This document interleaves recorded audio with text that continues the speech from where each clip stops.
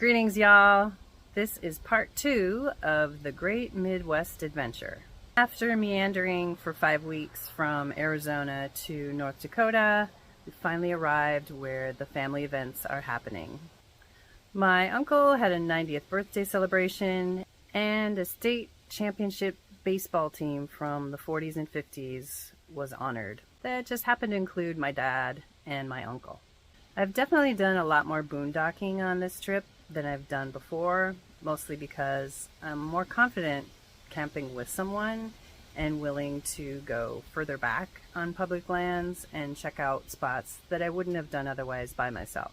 However, public lands in the Dakotas are few and far between, so we've also done more stealth camping and mooch docking on this end of the trip.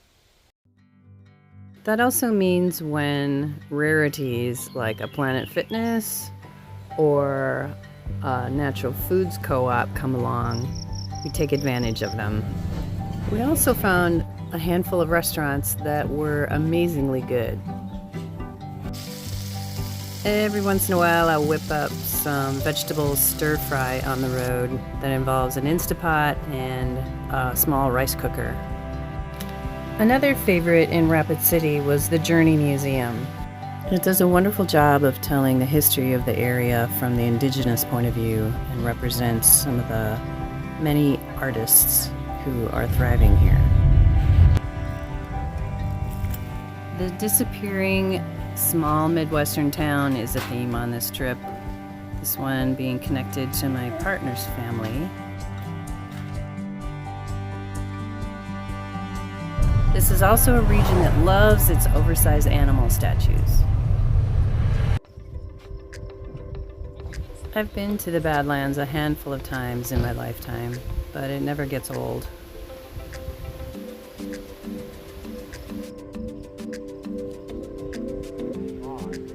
There's a driving loop about 25 miles or so that takes you through some of the most bizarre landscape in the world. And we got to use our lifetime senior America the Beautiful passes. This rare public land opportunity, we discovered one side of the road was closed off,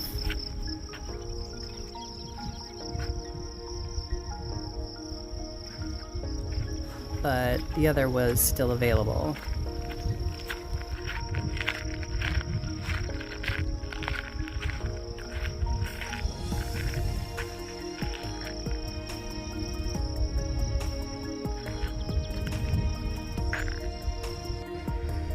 Both of these locations were surrounded by and interlaced with private property, so there were always vehicles and ATVs going by.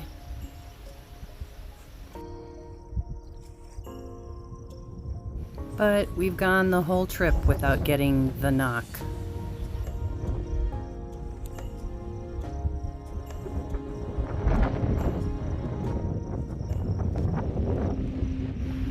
One of the more memorable parts of the trip is definitely running into this, what they call South Dakota gumbo. Based on my own past experience with mud, I thought I could just blast through this puddle, but that was not the case. It's like quicksand that doesn't go anywhere, it just makes you suffer. Up to my axles in the back, and not able to get traction on the front, I ended up getting a tow truck.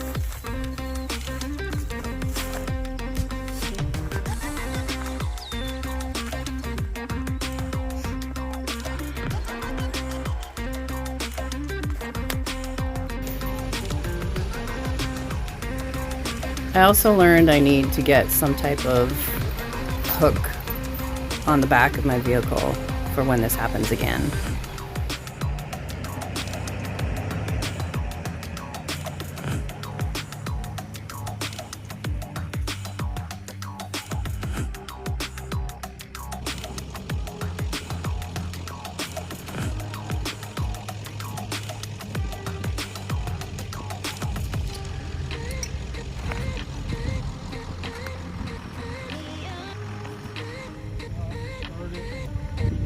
The This little guy had been in one of the puddles and we scared him away.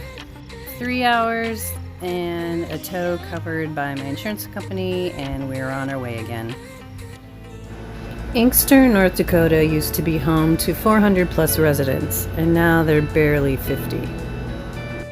But it's the spot where this crew won the state championship for the American Legion Baseball. Much pomp and circumstance, and a crowd of over 200 people celebrated these remaining gentlemen.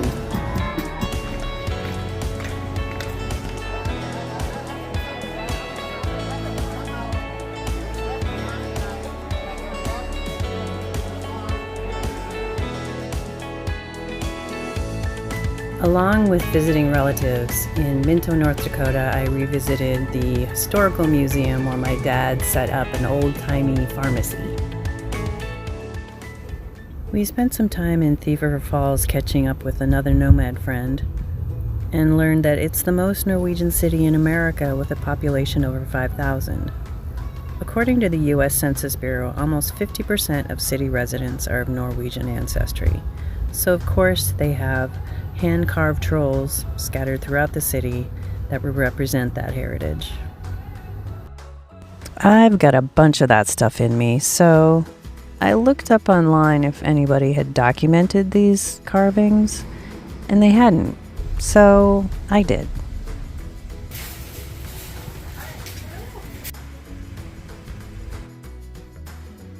Except for Oddvar, who has sustained some damage and lives somewhere at the fairgrounds.